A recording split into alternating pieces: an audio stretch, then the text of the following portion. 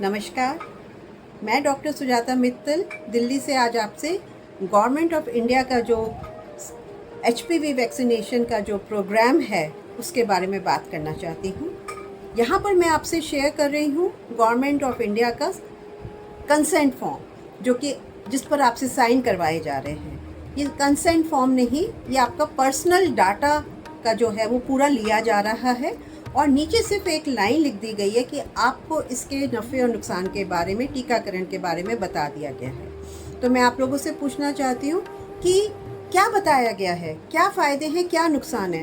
As a cancer specialist मैं तो कहूँगी इसके सिर्फ नुकसान ही नुकसान है, इसकी तो ज़रूरत ही नहीं है। ये अननेसेसरी टीकाकरण है हमारी लड़कियों की ज़िंदगी बर्बाद करने के लिए।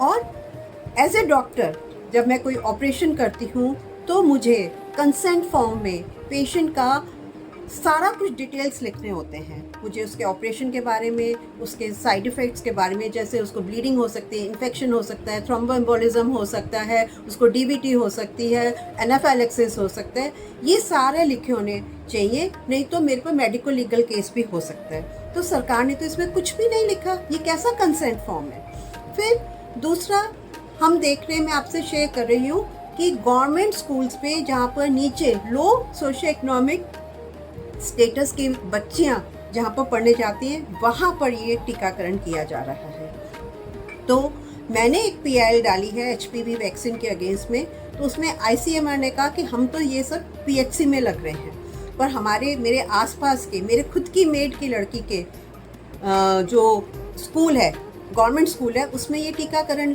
लगाया जा रहा है। और ये बात बहुत क्लियर हो चुकी है कि इस टीकाकरण से कई बार लड़कियों को फिट भी आए हैं, सिंकोपल अटैक्स हुए हैं, बेहोश हुई हैं, उल्टी वगैरह तो कॉमन बात है।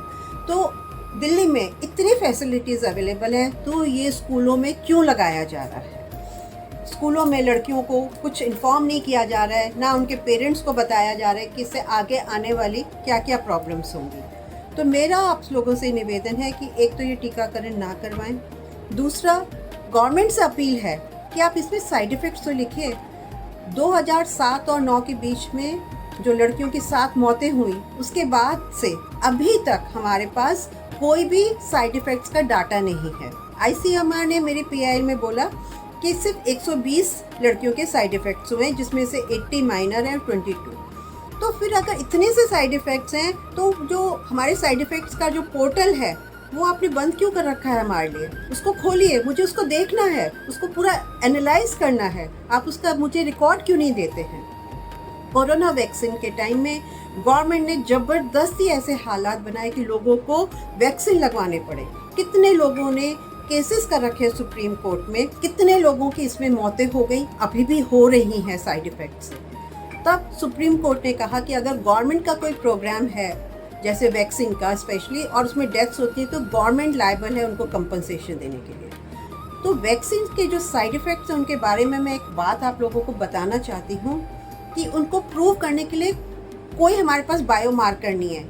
जैसे कि अगर आपका हीमोग्लोबिन कम होता है, मैंने कहा आपको एनीमिया है, तो आप खून टेस्ट करवा कर बोल देंगे कि हाँ हीमोग्लोबिन कम है, मैं आपको बता दूंगी।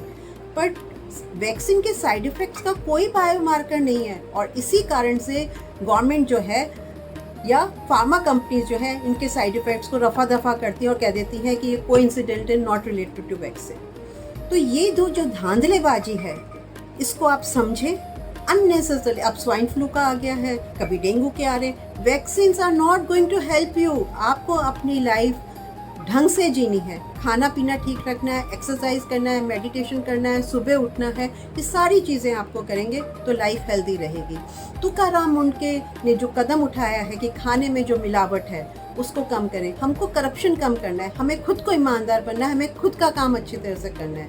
यही दरख्वास्त मेरी गवर्नमेंट से है कि हमारे देश की लड़कियों के प्रति संवेदनशील हों, उनको अननेसेसरली मेडिकेशंस दे के, वैक्सीन दे के उनका फ्यूचर ख़राब ना करें। Thank you.